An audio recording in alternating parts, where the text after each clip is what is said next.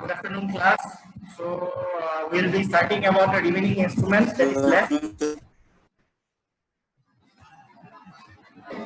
So we'll discuss about Rampley swab holding forceps today.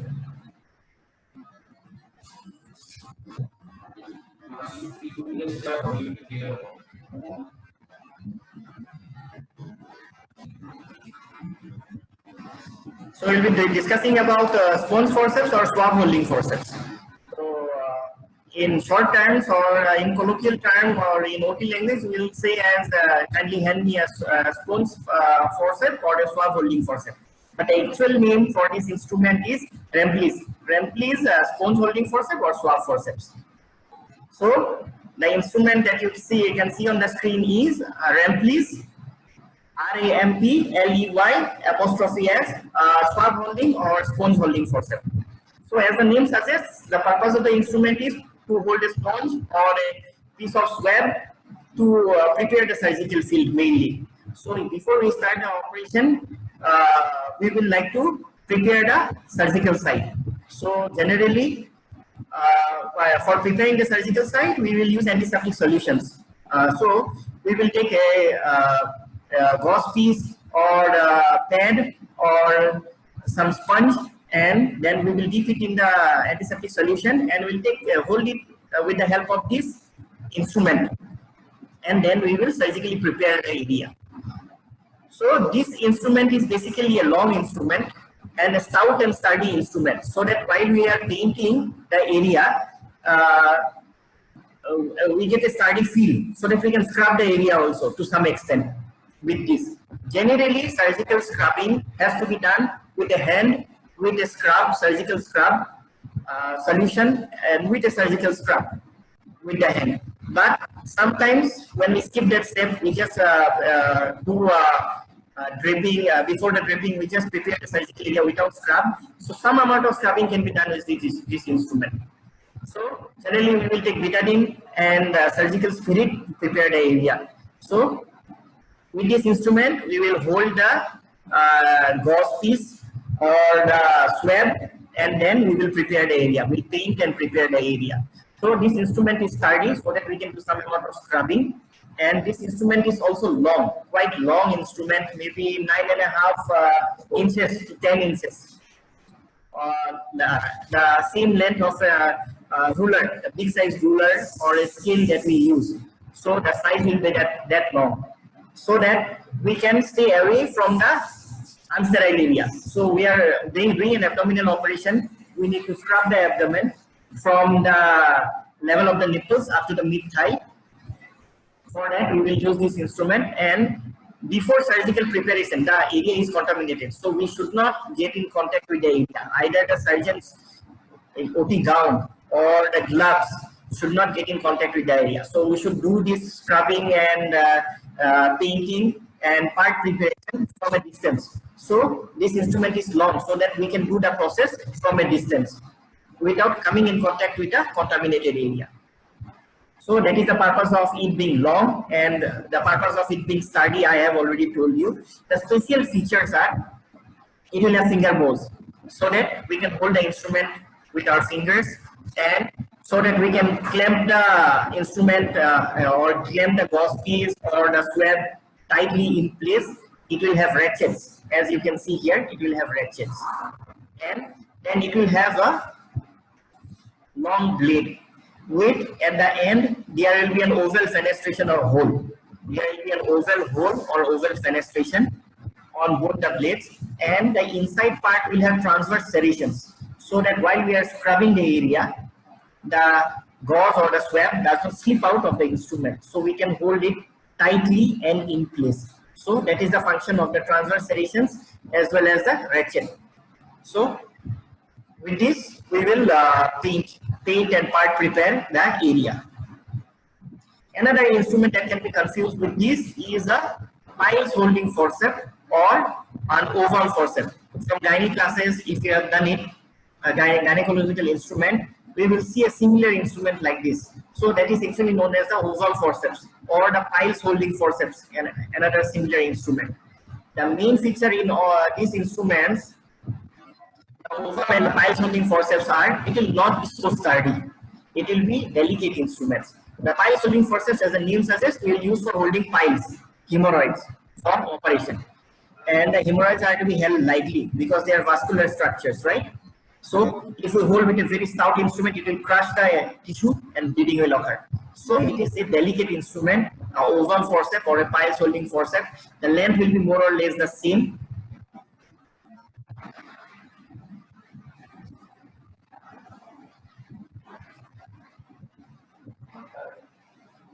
কোনোবাই hand raise কৰিছে কিবা সুধিব নেকি raise hand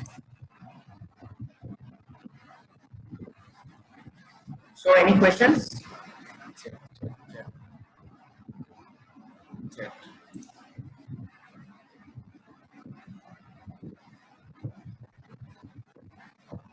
okay so other instruments that look like this and might be confused with this instrument is a piles holding forceps or ovum forceps. So piles holding forceps used for piles operation or hemorrhoidectomy, and ovum forceps generally they are used for when we were after a normal vaginal delivery. After a normal vaginal delivery, when parts of bits of placenta are left in the uterus, we pick those parts with that instrument. So generally, that instrument or ovum forceps will not have a ratchet because we don't need the ratchet, right? It will be a delicate instrument. Same oval fenestration will be there, but there will be no transverse serrations because we don't need to hold any tissue firmly. Bits of placenta from the uterus, picking bits of placenta from the uterus, it's a delicate job. So oval fenestration will be there, but no serrations. And in many of the in a general ovum forceps, the ratchet will not be there. So what we do, we will go through the vagina, through the cervix into the uterus, and whatever placental bits are left, we will take out with the ovum forceps. So it will be long, it will be delicate, no ratchet, oval fenestration, no transverse serrations, right? So that is an ovum forceps. Same with the piles forceps. Generally, piles forceps will have a ratchet because with one hand we will be using the instrument, when with another hand we will be cutting with a diathermy or doing a hemorrhoidectomy. So to hold the instrument in place, it will have ratchet. And second thing is, same, there will be oval fenestration or an oval hole in both the blades, and serrations will not be transverse. There will be a single groove, oval groove like serration all throughout the blade. Okay, so that is a piles forceps. Piles forceps will have a ratchet and oval fenestration and a groove, no transverse serrations, but a groove, oval groove running all throughout the blade. There will be an oval groove. So serialization, again, it's not a sharp instrument, so we will go with autoclaving the instrument. Now we will discuss towel clips.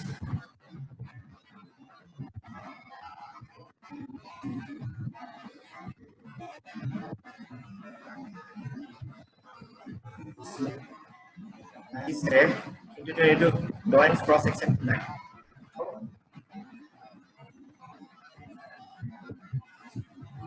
Towel clips, generally in our surgical practice or our setup, we will generally use two types of towel clips.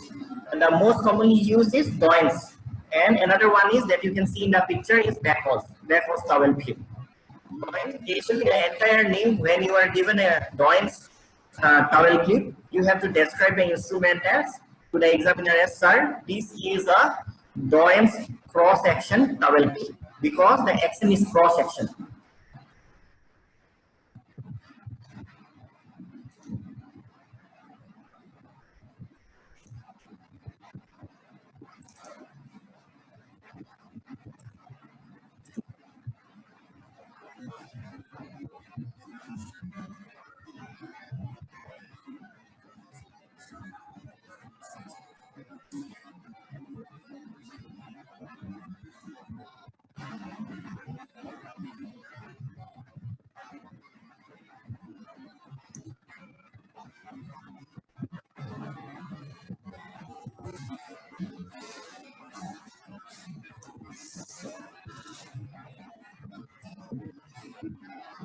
So I hope you can see in the screen on the right side. Okay. So on the right side, the enlarged picture, the picture that has been enlarged on the right part of your screen is a Doyle's cross-section towel clip. So why is it called cross-section? Because the mechanism that is used in this instrument is a cross-section. It's a cross-section. So when you press the instrument, when you press the shaft of the instrument will open up, and when you release it, it will get closed. So that is a cross section. Generally, other instruments, when you press the shaft, the blades will also get closed, right? But in this, the action is opposite. When you press the shaft, the blades will open. When you release the shaft, the blades will get automatically closed and will be held in place. So generally at this part, that is the blades are actually semicircular, and the tip part of the blades are pointed so that it can grab hold of a tissue or the draping sheet that we use. So what are the purpose of towel clips? Generally the towel clips are used for draping. So if we want to drape the surgical site, so we will use like draping towels.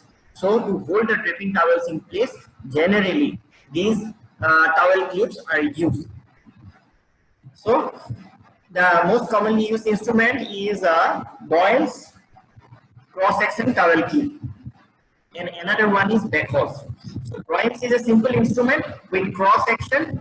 The blades will have a sharp tip. It will be a sharp and pointed tip, so that when you release the instrument, it will hold the towels in place. So this is Doyle's cross-section towel clip. And another one is the backhoes. As you can see here, the backhoes is like a typical instrument. It will have finger bowls, it will have ratchet, and it will have a joint, and it will have blades. So the blades will have again a sharp tip. It will be pointed, and this is not cross section, this is normal action. When you press the shafts together, the blades will also get pressed, and when you close the ratchet, the blades will be held together and the towels will be held together. So these are like pincher like instruments. So these are very sharp instruments, needed to be handled carefully. And one thing that we need to be careful about when draping is that we don't accidentally go into the skin. Generally, we will just hold 2 or 3 towels together at the corners. So we should be careful that we do not pinch the skin, because there will be skin damage or tissue damage, and later on post-surgically it will give rise to pain and chances of infection.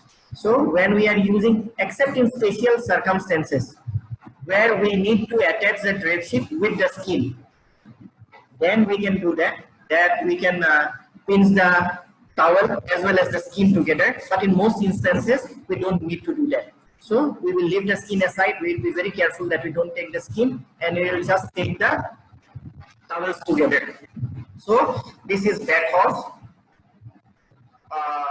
towel clip. So we know 2 types: Doyle's cross section, and the second one is backhoes towel clip. So as you can see in this picture, the instrument is very sharp. The tips are very sharp, pointed tips, or pinching like instrument.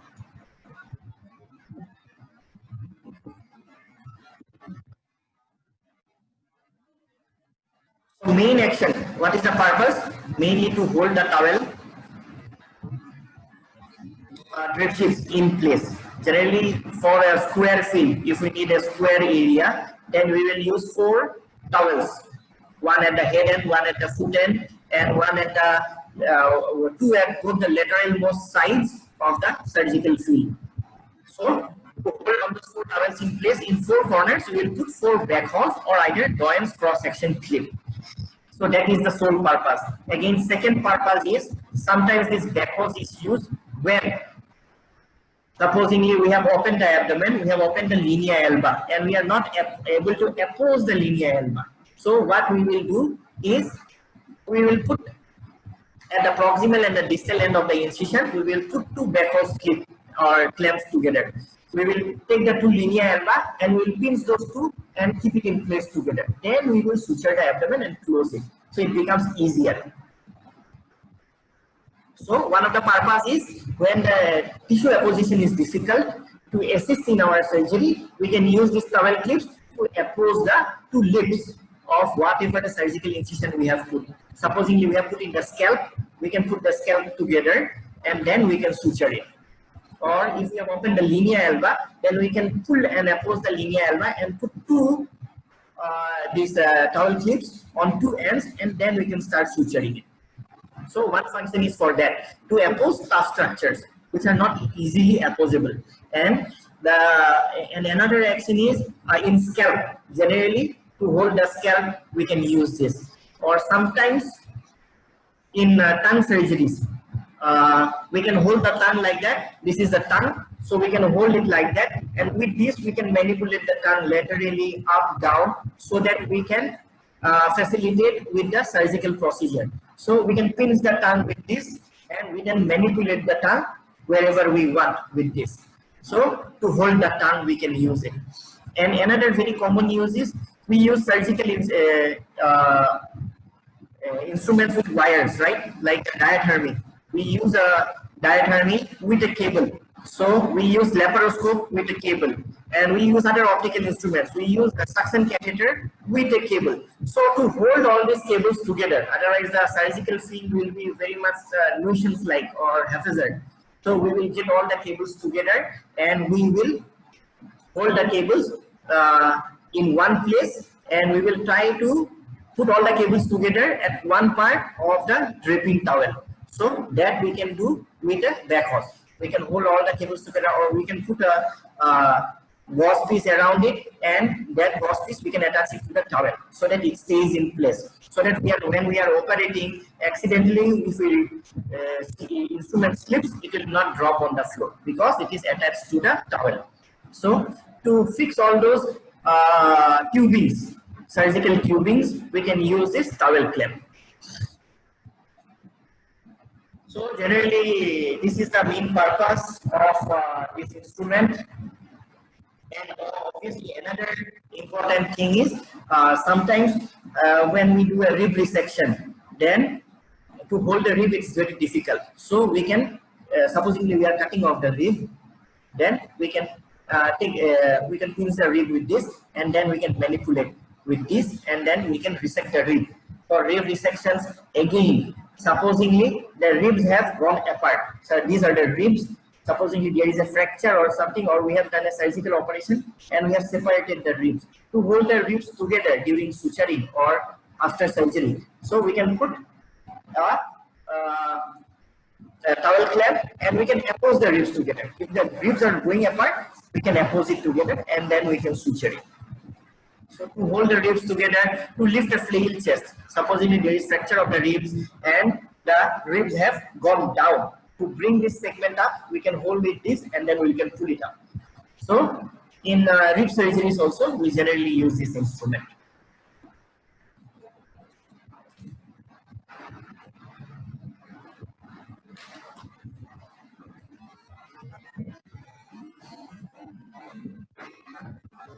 Now we are coming to knives. So generally the knife will compose of a blade and a handle. The whole knife or surgical knife, it will contain two parts. It will contain the blade and then it will contain the handle. So here we can see is a scalpel holder or a handle for the knife. This is generally known as Bart Parker's handle. So the picture you can see here is a Bart Parker handle. Generally, various sizes will be available for Bart Parker handle. The size will be written here in a single numerical.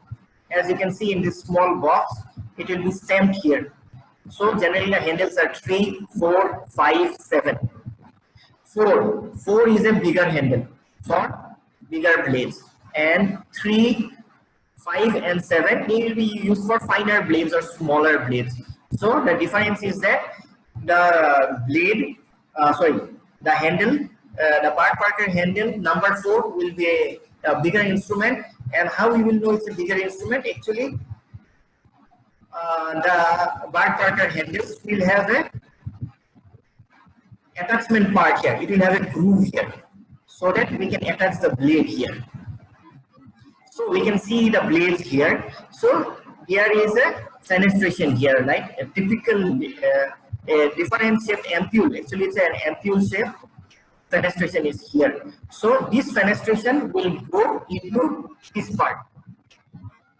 So that fenestration in the blade will go into this part of the Bart Parker handle, and it will get attached.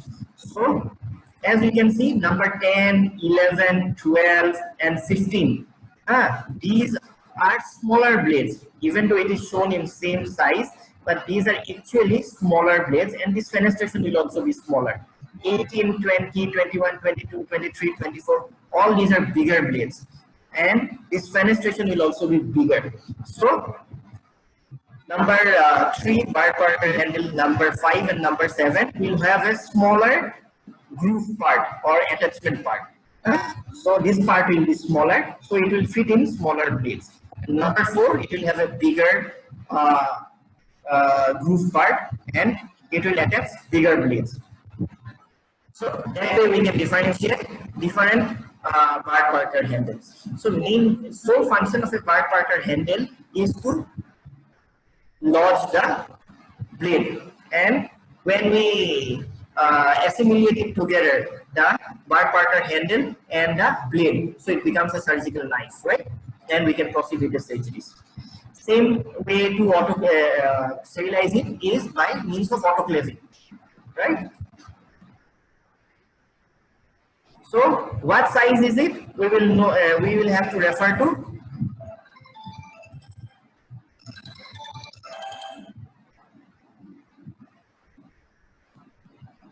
We will have to refer to the number that is stamped in the Bart Parker handle, generally here. So now coming to generally this will be used as a surgical knife, and sometimes with the reverse end of this Bart Parker handle, here the blade will fit, so we will use it in a pen holding method.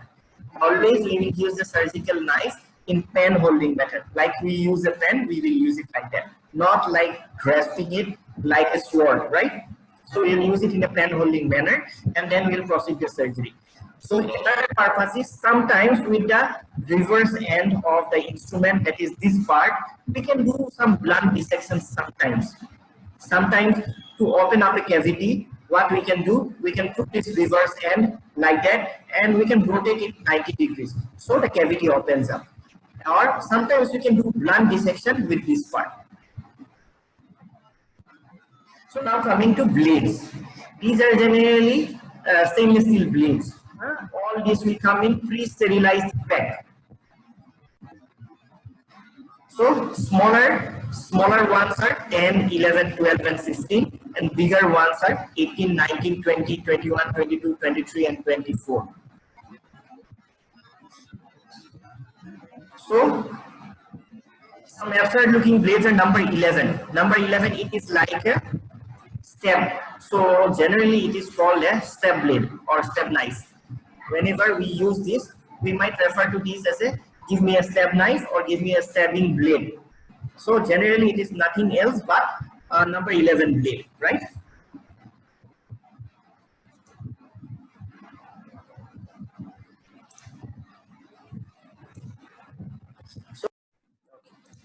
So we were talking about surgical blades.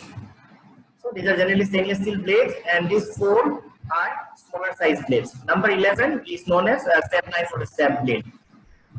And number 15 is generally for superficial surgeries that we don't need to get into the abdomen, supposedly a sebaceous cyst or a lipoma or a ganglion, where we just need to cut the skin and the subcutaneous tissue, or in pediatric cases where we need to proceed very gradually. Then we will use a number 15 blade for the surgery. So number 15 is generally used for pediatric cases and superficial surgeries. and where we don't need to cut a lot of tissue. So that is the main use of number 15 blade. Number 11, it is used as a step blade or step knife, generally for abscess drainage.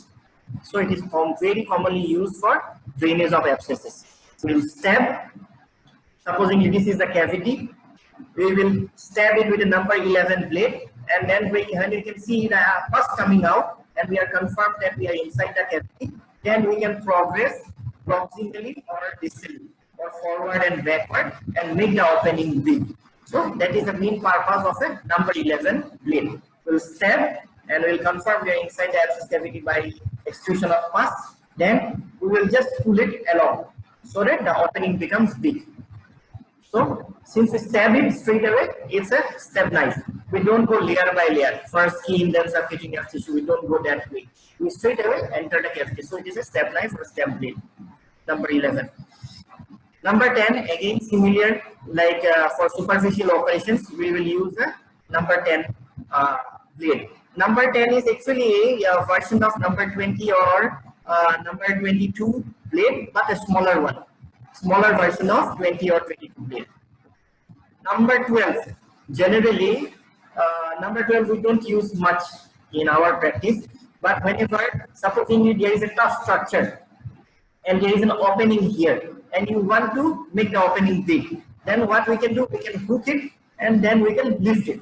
As we lift it, it will get cut. So that is the purpose of number 12. We will go inside the cavity and then we will lift the blade. Then as we lift the blade, the sheet will get cut and the opening will become big. Other blades 18, 20, 21, 22, 23, 24 are used for operations where we need to cut a large amount of tissue, supposedly a cholecystectomy, appendectomy, and other operations.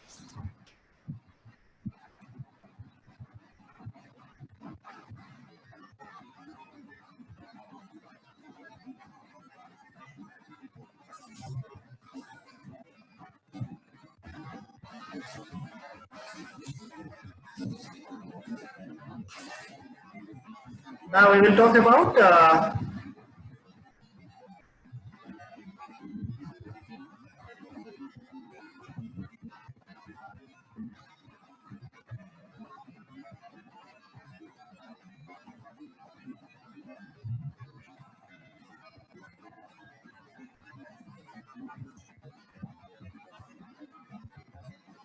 about Lister's sinus forceps.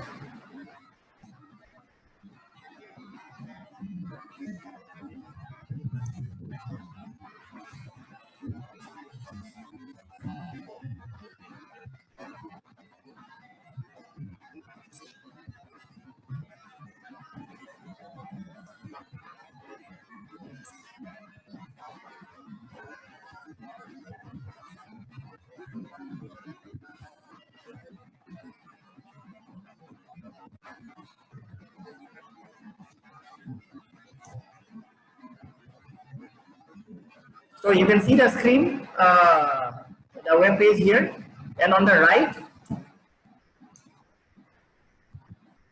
we have a Lister's sinus forceps.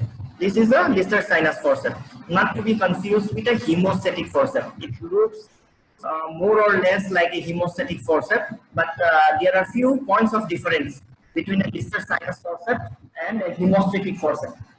So the name, as we know, it is Lister's sinus forceps. Since we go into a sinus cavity, so it is known as generally a sinus forceps.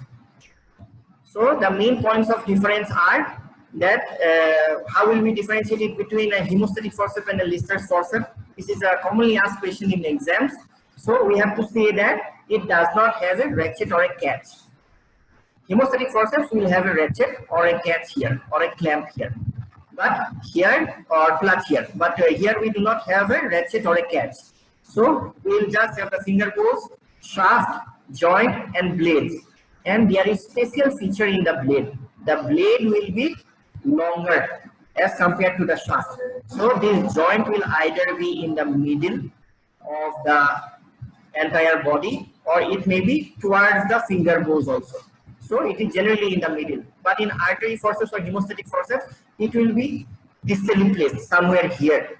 So Hemostatic forceps, the joint will be towards the blade, but in a Lister sinus forceps, the joint will be more or less at the center or towards the finger bones. And so it will have a long blade, and it will not have ratchet or catch. And the second, third thing to mention is the tip. It is generally olive tip. It will be somewhat like an olive. The tip is not straight. It will be a knobbed. It will be a knobbed tip or an olive-like. So the tip is olive-like or knobbed, and there will be transverse serrations in the distalmost part or the olive part. So this is the main differentiating point from a hemostatic forceps. So Lister sinus forceps will have no ratchets. Joint will be at the center. So there the blades will be long and olive tipped or blunt tipped or rounded, knobbed, and transverse serrations. So the main purpose of this Lister sinus forceps is for abscess drainage. What we will do is, supposingly this is an abscess cavity, so we will we have dissected with it with the blade, and then we will put the sinus forceps, and then we will use a Hilton's method of abscess drainage. So the abscess will not flow if supposedly there is an abscess cavity here. It will not flow freely, right? So we'll take the forceps, we'll put it in, and we are not bothered much if we go beyond and hit the other wall also of the abscess cavity. So we will go inside the abscess cavity, and even if we hit the wall also, not much of a damage will be there, because the tip is olive tipped or rounded or knobbed, right? It's not very sharp. So we will go into the cavity without much fear of damage, and then we will do the Hilton's method of abscess drainage. So we will open it like that, and then we will close the blade, then we will turn it 90 degrees, and then we will open it again. So the whole abscess cavity will open to the exterior. When we open it in this way, so a transverse opening will be there. When we turn and open it, a vertical opening will be there. So the opening will become big in all the directions, that is longitudinally as well as horizontally. The opening will become big, and it will facilitate drainage of the abscess. So that is the main purpose of a sinus forceps, mainly for drainage of abscess.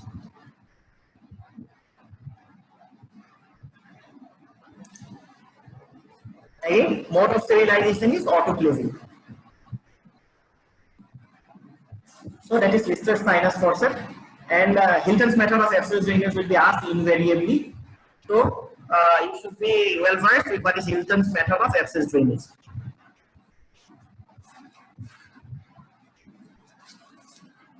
Now we will come to tissue forceps.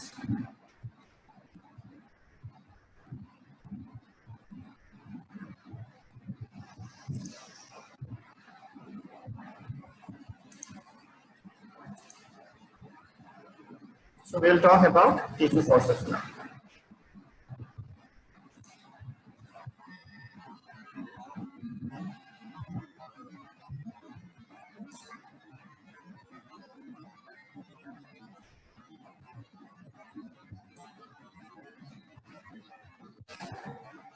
So generally, three types of tissue forceps will be seen. Basic three types of tissue forceps. One is one that you can see in the screen is Ellis tissue forceps, and then Babcock's and Lenz tissue forceps. Okay, Ellis tissue forceps, Babcock's tissue forceps, and Lenz tissue forceps. Generally, Ellis tissue forceps is a basic instrument. Again, finger bows, ratchet or catch, shaft, joint, blade, but the typical feature is at the end of the blade, it is widened or flayed, right? The end of the blade is flayed, as you can see in the picture down below, and there are multiple teeth, and at the opposite end there will be teeth and groove assembly. So the teeth of one part will, when we close it, it will oppose with the groove of the other part. So this is the instrument. When we close it, it will go in like that, and it will grasp the tissue firmly. If you hold it at the surface level, that grasping is not very firm, right? When we pull it, give a tug, the tissue might get released. So when is interlacing. The teeth teeth and the groove assemblies are interlacing, so tissue will be held firmly and properly. So this is the Ellis tissue forceps. This is generally a delicate instrument. Again, like bigger sizes and smaller sizes are also available. So the main point of difference is the distalmost part of the blade, which will have teeth and groove assembly multiple, so that it can hold the tissue in place. This is generally used for tissues like soft tissues. Supposingly we want to hold the skin flaps. Supposingly we are doing a mastectomy and we need to hold the skin flaps, then we can use this. Supposingly we are doing an exploratory laparotomy or a ciliotomy, and then we want to hold the edges of the surgical incision, and then we want to spread it so that we can see the tissues down below. So we can do with that. So generally it is used for holding soft tissue like skin or subcutaneous tissue and other tissues like muscles and so on. So this is the purpose of that. Again, coming to another tissue holding forceps, as the name suggests, we are holding tissue, right? So it's tissue holding forceps. The second tissue holding forceps is a Babcock's tissue holding forceps. So again, it's a typical instrument with all the parts, but the main differentiating point is at the end of the blade. So here at the end of the blade, there will be, again, the part is flayed, right? The part is flayed and two semicircular, the blades have become semicircular at the end. The blades are semicircular and the distalmost edge of the blade is plain, as you can see here. It is plain and there will be a groove at this part. Even if it's not clear, there will be a groove at this part, and at this part there will be a projection. So it is like that. So there is a groove at this part, and the other blade will have a blade like projection. So it will go in like that, and it will hold it in place, right? So this is a Babcock's tissue holding forceps. Here we do not see teeth and groove assembly. So this is atraumatic. Generally, tissue holding forceps, the main purpose is to give less and less trauma to the tissue that we hold, right? So that after holding, the post-handling damage is less. So in this, in all the tissue holding forceps, the main aim is to do less of tissue damage. So in this teeth and groove assembly, we will have some amount of trauma to the tissue. So this is a traumatic forceps. This, on the other hand, is an atraumatic forceps because there are no teeth and groove assembly. Just a groove, single long groove is there all along, and projection is there, so it can go in. But and it will have fenestrations also. Fenestration, a triangular like fenestration will be there. Generally, this is used to, because it is an atraumatic breast part or atraumatic tissue forceps. The main purpose for this is to hold more delicate structures which are more delicate in muscle or skin, subcutaneous fat. So this is used for holding structures that are very delicate, like the bowel. The bowel is a very delicate thing, right? We cannot give any trauma to the bowel because postoperatively, if you give too much trauma, it might lead to leak, right? And perforation of the bowel and laceration of the bowel while handling might occur. To limit all those, we use an atraumatic forceps, that is the Babcock's tissue forceps.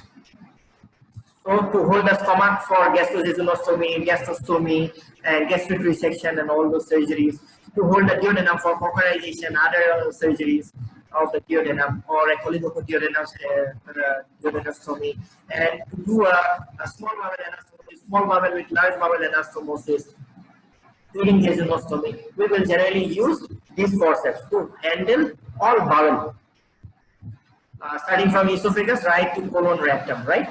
So this is an atraumatic forceps used for bowel handling or to hold bowel, and the main purpose for main usefulness or function for this instrument is in appendectomy.